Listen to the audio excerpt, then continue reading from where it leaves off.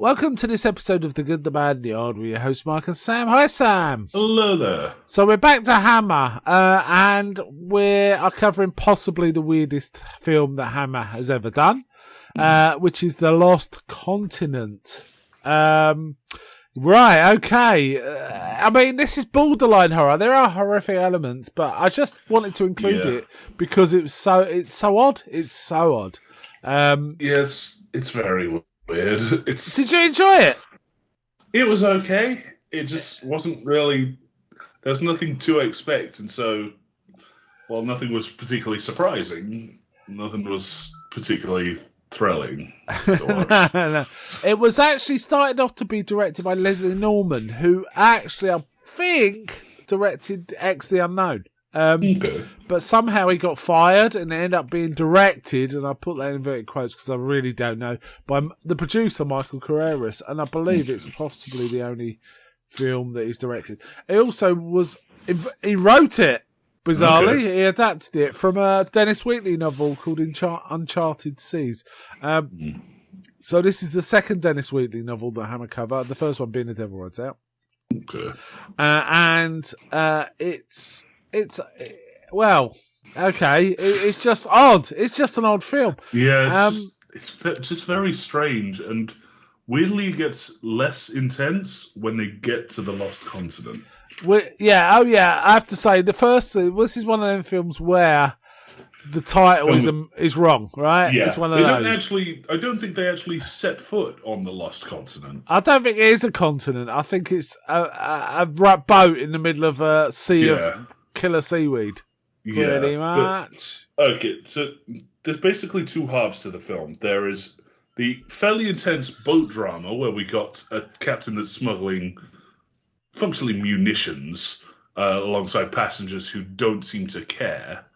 I have to say, this is massive barrels of phosphorus. Yeah. Phosphorus totally explodes on contact with water, right? And is in a boat. They're in a boat. Yeah. Right? They're in a boat.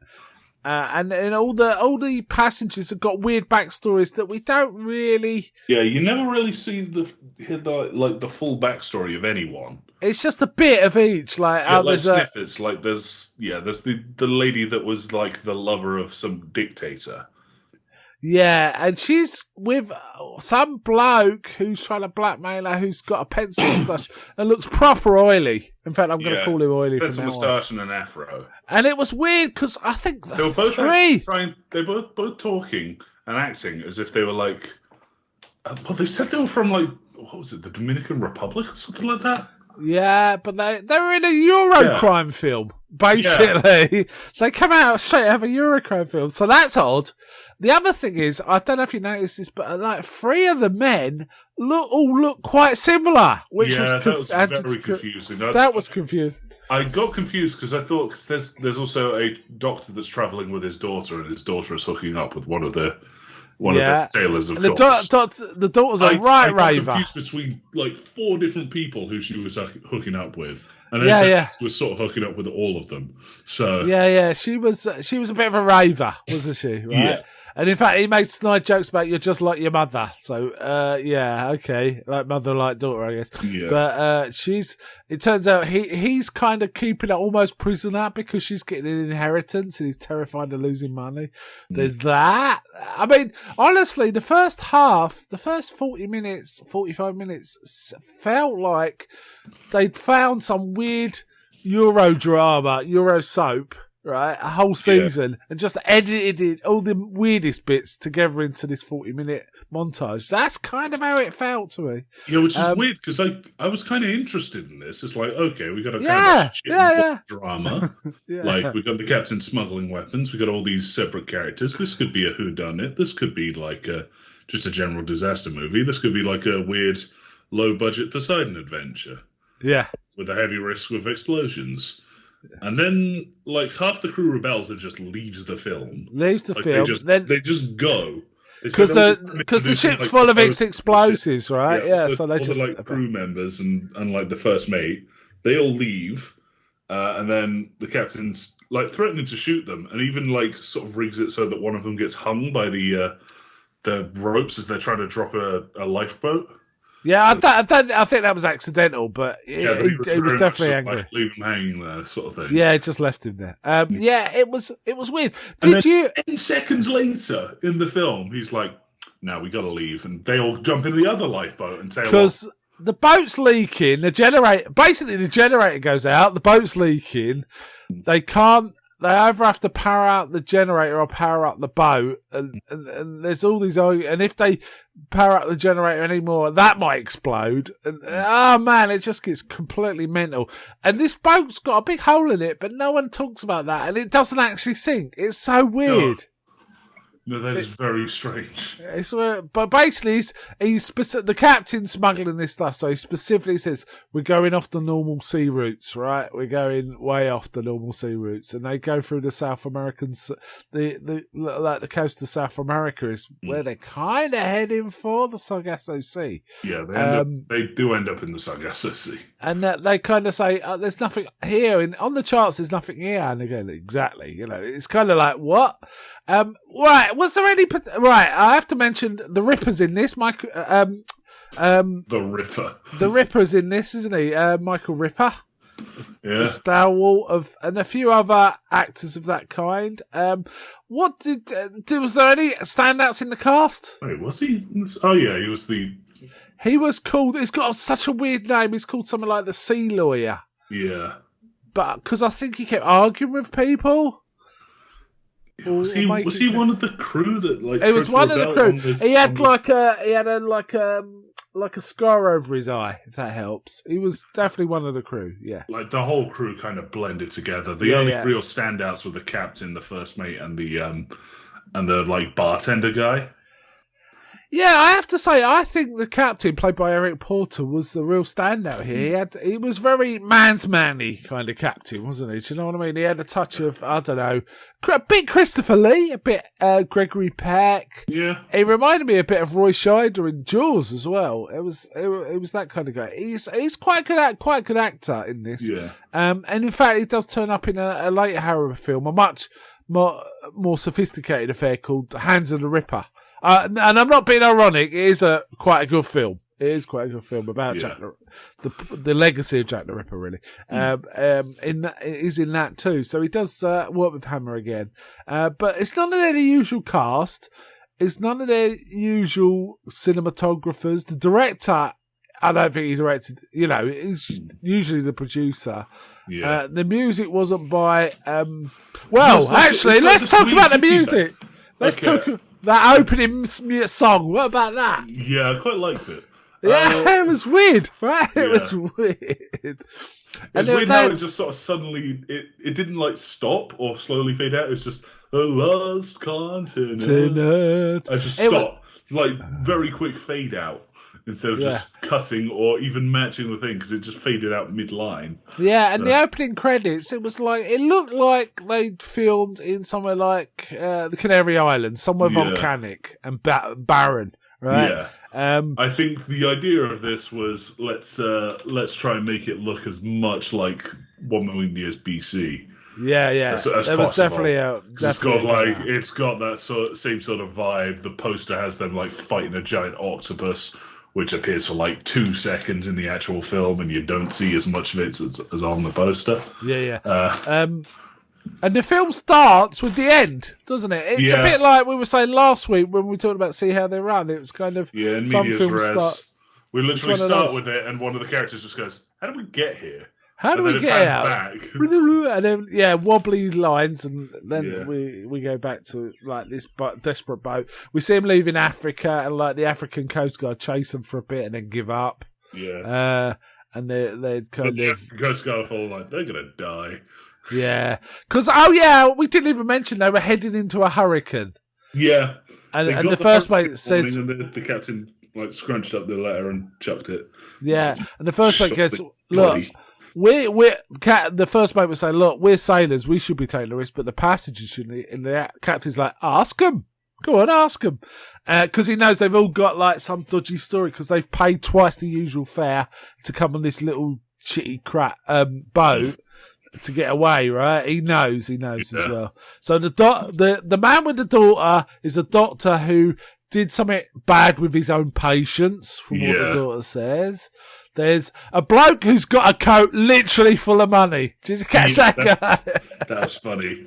He opened his coat. He opened it up, and the lady was like, "Nice coat." And he goes, "Yeah, but it's always shrinking."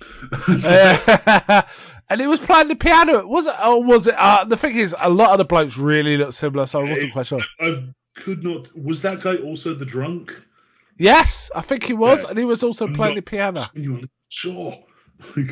It was, and he started fights and all sorts, right? Yeah, he kept starting fights for booze, and then the second he was back on because they abandoned the boat, and then like I say, about 2 minutes later, after losing 2 people to the water, the doctor gets eaten by a shark. Got to mention that. I mean, that's the low point in this film, isn't it? Like writing wise, why did they get off the boat? Because it was full of explosives. That was the. No. And they thought it was going to sink. In terms of a story sense, they left her. They basically went on a little tangent just so a character could die, and then they went straight back to where they were. Yeah. He got eaten by a shark. That was the Doctor character, and then they went back. Also, did you notice that? And the thing is, I don't know how. I didn't even notice this bloke at the beginning, but he was like injured and moaning. But it was an Indian character, and his name was Hurry Curry. Did you catch that? Hurry Curry. Oh, God.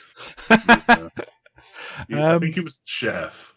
Yeah, okay. And he got injured somehow. And I remember the captain saying, because we say, I mean, it wasn't just a bit of water. There was floods of water coming into the area that was full of explosives, right?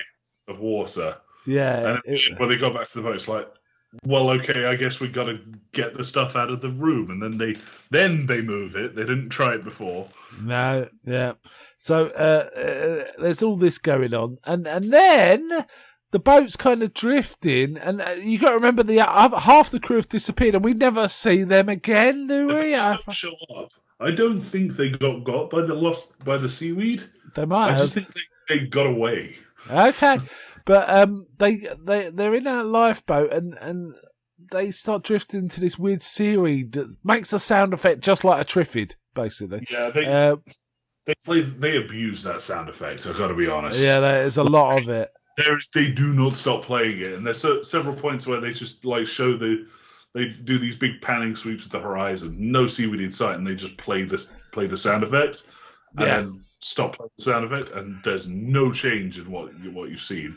Honestly, I have to say, before we get into even more of the story, the plotting feels like it's the sort of story a 10-year-old would tell, because it was like, as soon as there's a drop in energy, some mad element gets added, and then they got off the boat, and then one of them's eaten by a shark, and then they went back, you know what I mean? It's just felt like that. And we're going to get into the more of this. Back on the boat, and then an octopus attacked them. Yeah, yes, I got with a big green eye. Big green eye. Up, grabbed one guy, disappeared back over, never shows up again. No one mentions it. It's the bloke with the weird moustache that's blackmailing the woman, who we find out is going to find her son in Caracas or something. So the blackmailer gets dragged off by the octopus. Yeah. So it's like an id monster almost kind of thing. It's a bit Lovecraftian. I mean, it wasn't a great special effect, but it's a bit Lovecraft. A big technical monster with a green eye. It was lower budget than any Godzilla monster ever. Oh yeah. They'd obviously watched some Godzilla and thought, we're gonna have a go at that because this is not of the quality of 1 million years BC. Let's put it that way. No. Okay. And then they're sitting on the boat, and then. Surrounded by this seaweed. The seaweed's encroached on I should have said. At one point, they're drifting through the seaweed in like a lifeboat, and they said, "What is it, Captain?" He goes, "I don't know." He puts his hand in, and one wraps around his hand and starts kind of biting into him, and they manage to get it off. But it's like killer seaweed, right? So it's like there's that. Then they get back to the main boat, and they're surrounded by this seaweed. They say, "Well, it's all around the props now," and they say, "Well, we got to clear it." He goes, "Well, are you going to get in there with that seaweed?" Yeah. No one would do it, obviously. Yeah. But then So they're stranded, stationary, in the middle of all this seaweed on this slightly. I mean, it's quite foggy, right? It's quite foggy.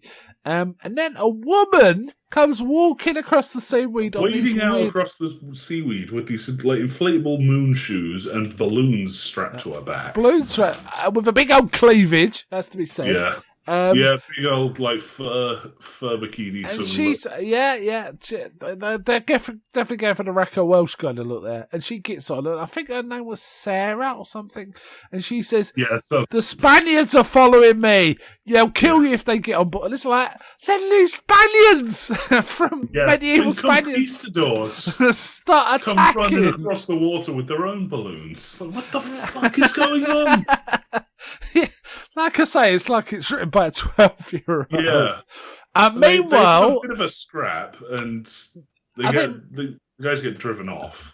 But, we learn a bit about the sort of backstory of Sarah and the like people chasing her, because they catch one of the Spaniards. Yes, it keeps going on about El Supremo. El Supremo, and then Sarah runs off, balloons off. Yeah, Sarah runs off. So three of the guys just get their own balloons and they strap on the chase after her. And then they get to a point which is on land, and a giant crab attacks them. Yeah, the wall crab. I'm not sure what the wiki says it was like a hermit crab. It absolutely was not. It was a face on the wall with two little arms that it move. But then that gets attacked by a scorpion. I'm just sitting there thinking, what the scorpion looks like something out of Robot Wars. It did. And they move like something out of Robot Wars. Yeah. So. They just sort of awkwardly go back and forward, sort of waving their claws. Now, if I remember, does the crab run off and then they load guns into the scorpion's face or something like that? The scorpion kills the crab. Yeah. And then they shoot the scorpion. Right, so there's these giant monsters that live on this rock.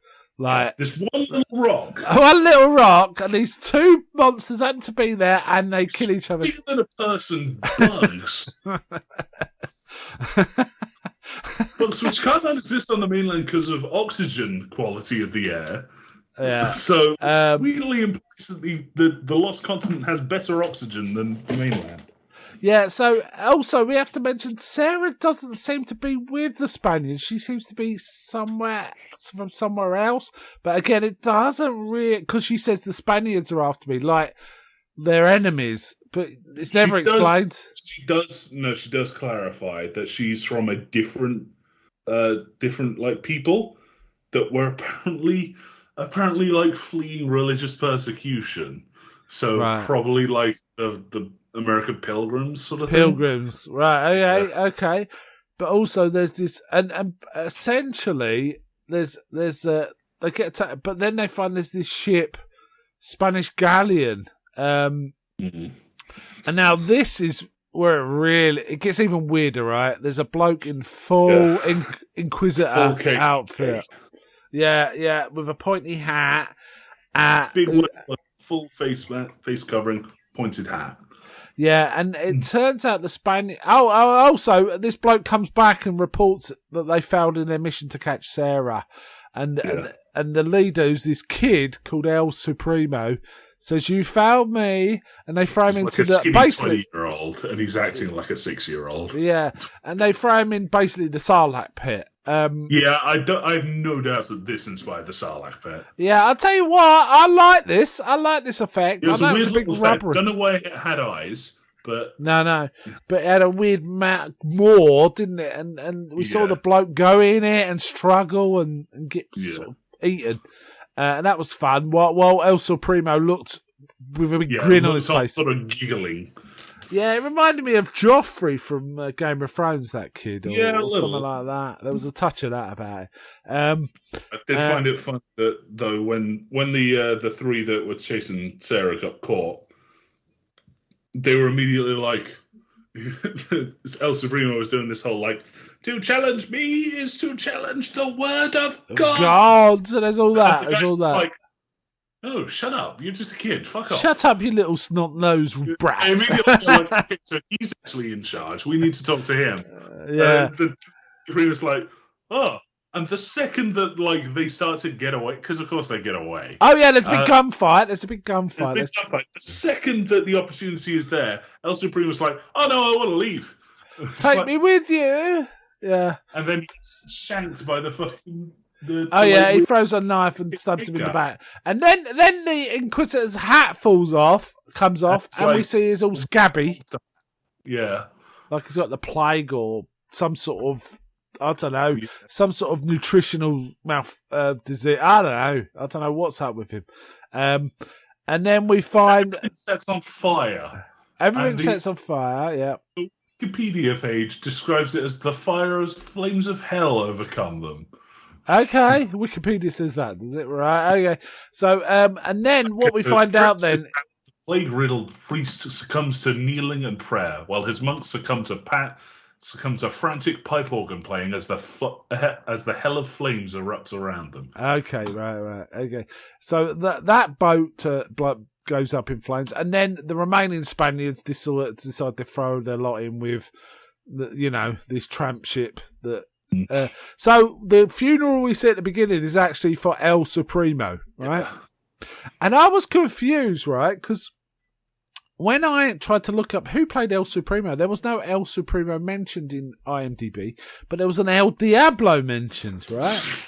And if you watch the end credits of this, which has more nifty music over it, he's not credited as El Supremo, he's credited as El Diablo. And that name is never used in the film. No. So what's that? It's even weird to the end credits, right? What?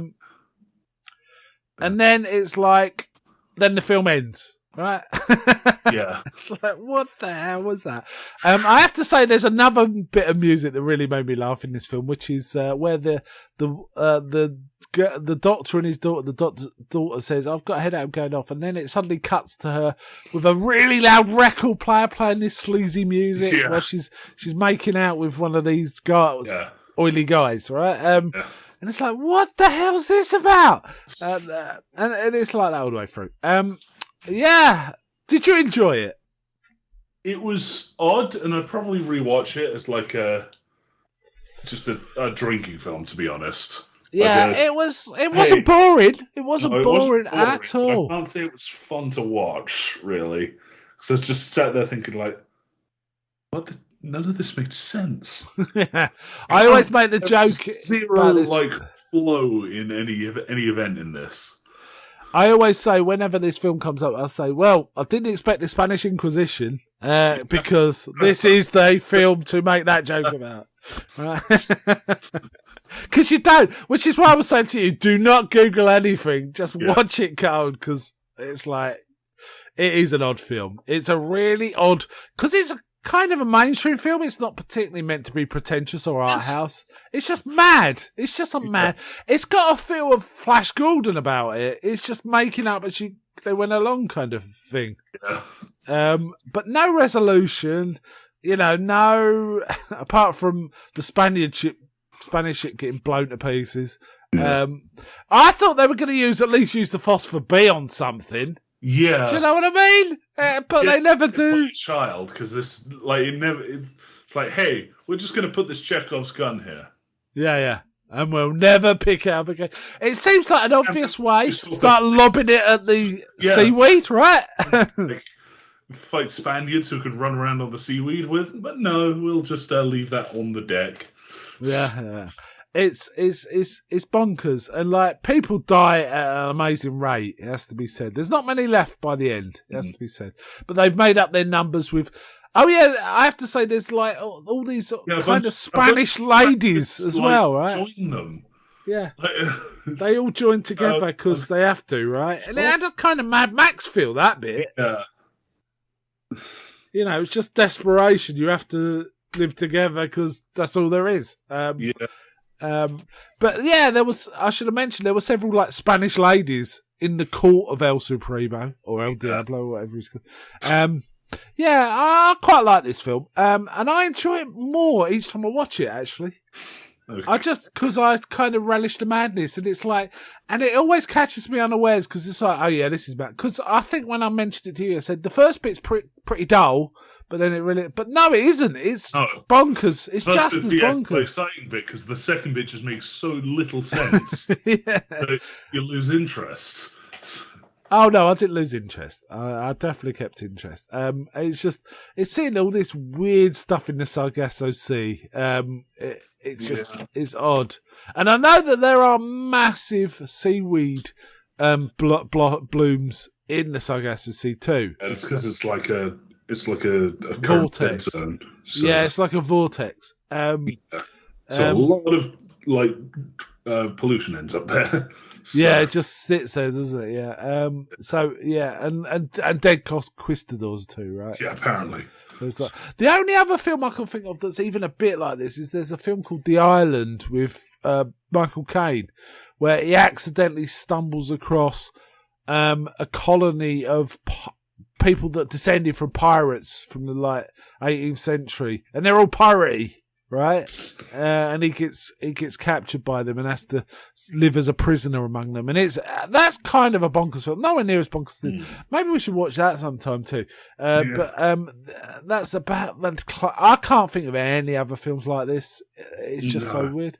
There are lots of other films called The Lost Continent, funny enough, but they're all usually about prehistoric animals or at least lizards. Gonna be real frank. I think I would have preferred to watch the dinosaur films than this.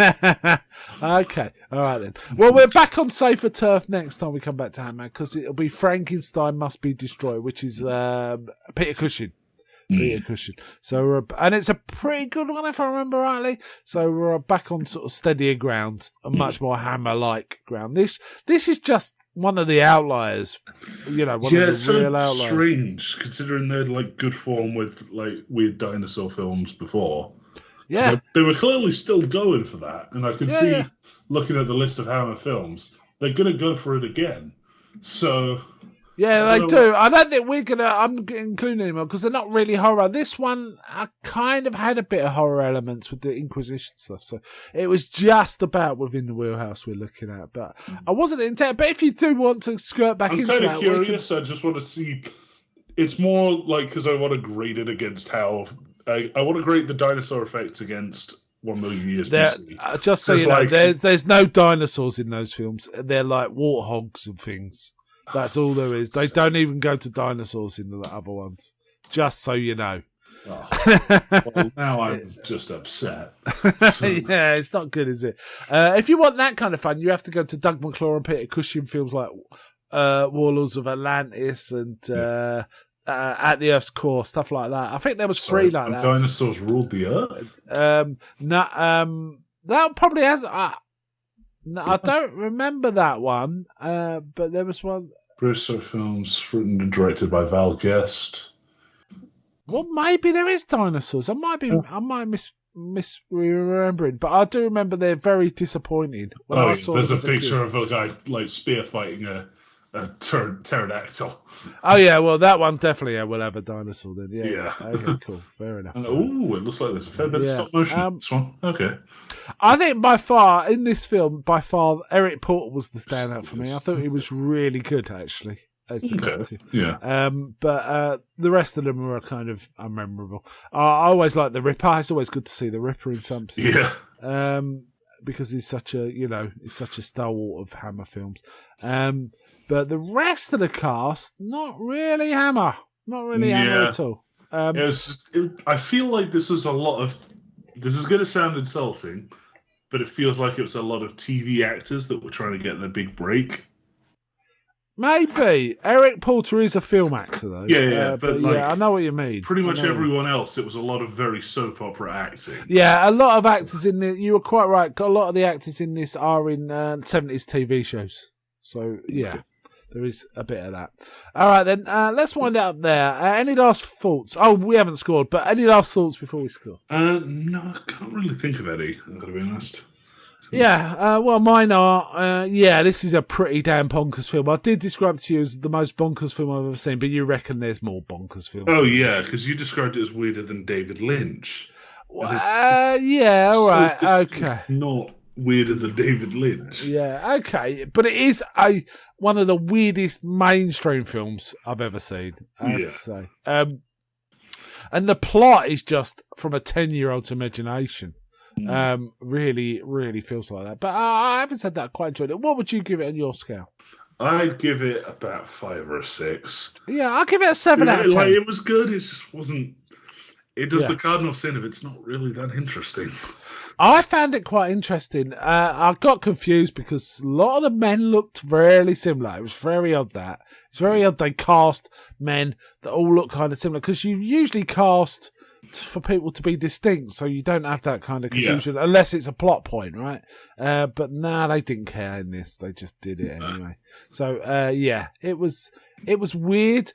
The music choices were weird, but kind of funny. I completely forgot that opening song. The opening song has to be... In fact, you know what? I'm going to dig it out and put it on the end of this so people can hear it themselves. It's an odd song, but it's kind of fun. But we'll see, right? We'll see. I kind of liked it. I thought it was all right. All right, then let's wind it up there. So next time we're doing a Daisy, so you'll have to wait and see what we're going to do for that. So bye from me. Okay, bye. The loud sounds that surround me and the sea's frightened sin.